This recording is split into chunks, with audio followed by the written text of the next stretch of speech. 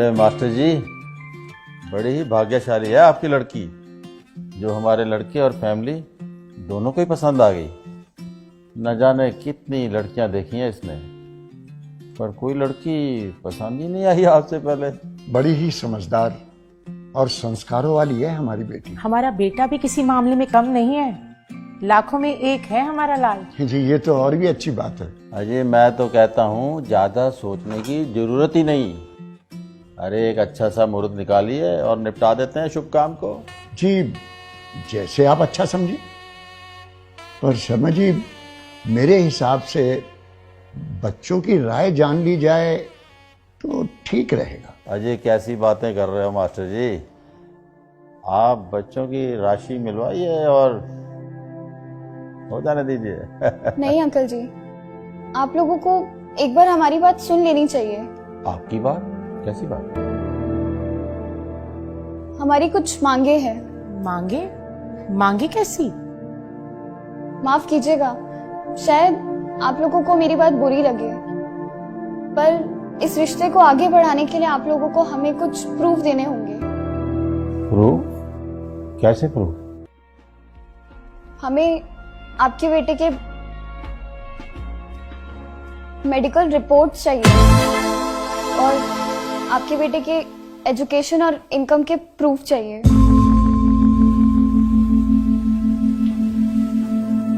Police verification के साथ आपके बेटे का कैरेक्टर सर्टिफिकेट और जिस घर में आप लोग रह रहे हैं उस घर का ओनरशिप प्रूफ चाहिए। ये सभी प्रूफ देने के बाद फिर चाहे राशि मिले ना मिले, हम इस रिश्ते के लिए तैयार हैं। मास्टर जी, ये सब क्या है? माफ कीजिए शर्मा जी, अगर मेरी बेटी ने कोई गलत बात कह दी हो, पर शर्मा जी, जमाना बहुत तेजी से बदल रहा है। जमाने के साथ साथ संस्कारों को भी चेंज करना होगा, नहीं तो ये रोज रोज तलाक के किस्से आगे बढ़ते चले जा रहे हैं। इनको रोकना बहुत मुश्किल हो जाएगा, बहुत मुश्किल हो जाएगा। अरे वाह, आपकी बातों का मतलब है कि हम झूठे हैं और हमें सच साबित करने के लिए प्रूफ देने होंगे। अरे वाह। सुनो जी, मास्टर जी को भी बात करने का मौका दो। कहिए मास्टर जी, क्या है आपके मन में? शर्मा जी, हम ये नहीं कह रहे कि आप झूठे हैं, पर अगर आप गलत नहीं हैं तो मुझे नहीं लगता कि प्रूफ देने में आपको कोई परेशानी होनी चाहिए। शर्मा जी, मेरी पत्नी के देहांत के बाद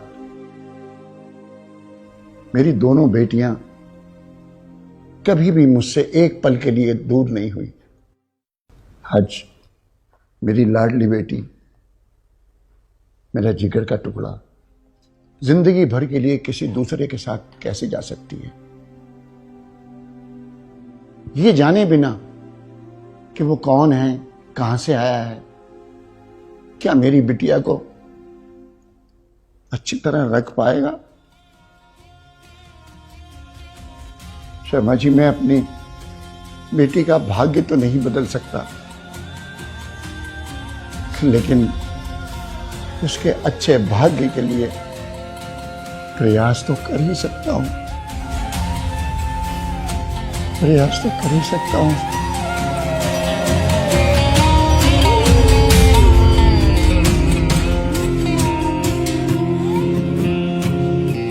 अंकल, अंकल अब आप ही बताइए, एक सिर्फ न्यूज़पेपर की एड के बेस पे कैसे मेरे पापा किसी के भी हाथ में मेरा हाथ सौंप सकते हैं? कैसे विश्वास कर ले इन न्यूज़पेपर वालों के ऊपर जो पैसे लेकर किसी के बारे में कुछ भी छाप सकते हैं?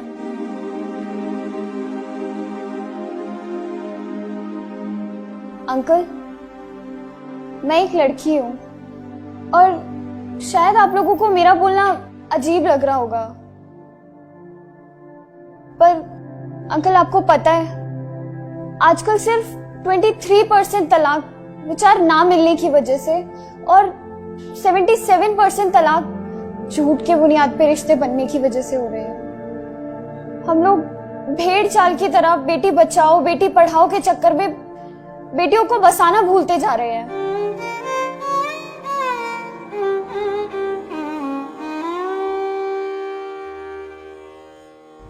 शादी से पहले हम लोग पुलिस स्टेशन, हॉस्पिटल या फिर किसी ऑफिस में जाकर इंक्वायरी करवाने की बजाय पंडितों से राशि मिलवाना जरूरी समझते हैं। सोशल मीडिया पर अपने दिखावे के चक्कर में हम लोग लाखों रुपए सिर्फ और सिर्फ प्री वेडिंग शूट पर ही खर्च कर देने में लगा देते हैं।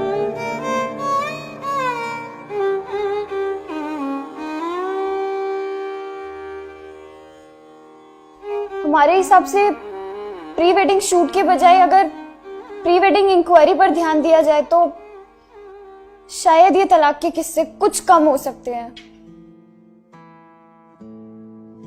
और अंकल, हम ये नहीं कह रहे हैं कि लड़के या लड़के वाले ही गलत होते हैं। ताली दोनों हाथों से बजती है। इसलिए आपके प्रूफ लेने से पहले हम आपको वो सारे प्रूफ देना चाहते हैं जो हम लोगों ने आपसे मांगे हैं।